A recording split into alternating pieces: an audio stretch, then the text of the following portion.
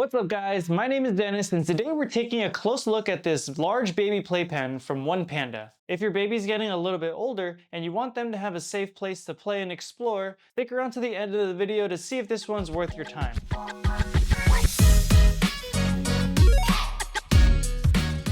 OnePanda offers different sizes of these playpens, but I decided to go with this one because it's 71 by 59 inches. I specifically chose this one because I know I'll be sitting inside the playpen too. I wanted this thing to be reasonably massive. I've been using it now for a few weeks, so let's talk about first impressions. First of all, this thing is really big, like surprisingly big. Even though we had measured the space, it's also different once the playpen was here. It's 71 by 59 inches and stands at 26 inches tall, which I think is standard for all playpens, but you can definitely fit more than 2 toddlers in here because I was able to lay completely flat, comfortably, and I'm 6'2". Here's my wife and I and some other adults sitting inside the playpen just to give you some scale. With that being said, when my son is able to walk, I'm pretty sure he's gonna have plenty of room to hang out and explore. There's also safety padding and an anti-collision sponge that lines the borders of the top of the playpen, just in case if your kids are going crazy and decide to run into the top bumper. And if your kids do run around, there are these nice little suction cups at certain parts of the bottom of the frame to attach to the floor.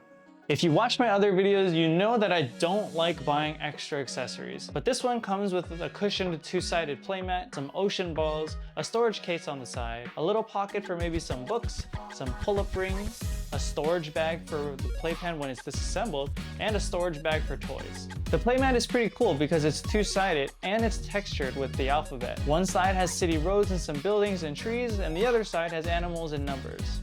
And specifically, I wanted a playmat that was waterproof because my son prefers to lay on his stomach now, and he always spits up, so it's way easier to clean when it's waterproof.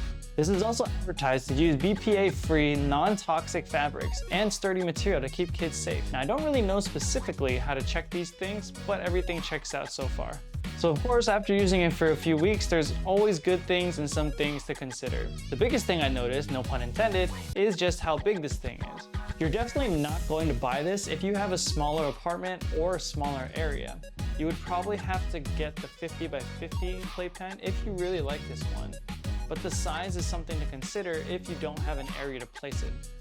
The second thing I noticed is because this thing is so bulky, this thing is pretty much set in place once it's down.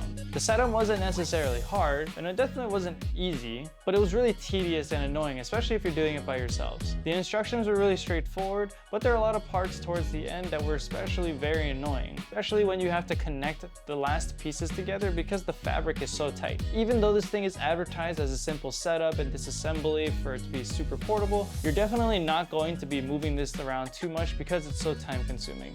So this next thing I knew before buying it is the thickness of the mat is not that awesome. It's for sure better than sitting on a hard floor, but it's not plush if you cared about that. Now the last thing I'm most concerned about are the edges of the bottom of the pen. Because the fabric is pulled so tight, the mat doesn't really sit completely flat and it's kind of propped up like this. But because it's so tight, I can only imagine that after a year or two of use, that this is probably going to be the first point of contact where the pen will break. Of course, kids will probably more so be in the middle, but when they start cruising along the edges of the playpen, I'm not sure how this is going to hold up.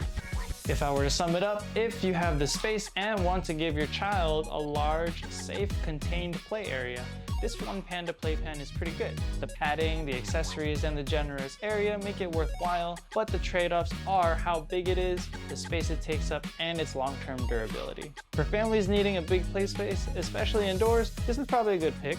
But for tight spaces and minimalist use, you'd probably want to go with a smaller, compact alternative. Is there a better playpen than this one that you guys know about? Let me know down below in the comments if you find one. If you found this video helpful, make sure you like, share, and subscribe for more content like this. Thank you guys so much for watching, and as always, we'll see you guys back next time in the den.